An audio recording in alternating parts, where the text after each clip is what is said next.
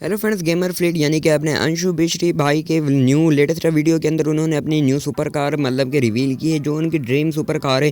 उन्होंने कहा जब वो लॉन्च होगी तो उसको हम लोग ज़रूर से खरीदेंगे और वो अब उनकी ड्रीम कार बन चुकी है।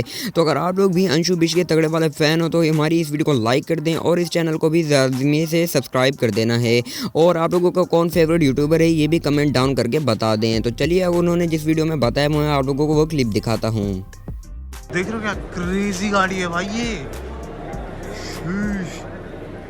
भाई क्या गाड़ी है, देखो तुम लोग। डैम भाई, ये तो भाई फेवरेट हो गए मेरी सीधे।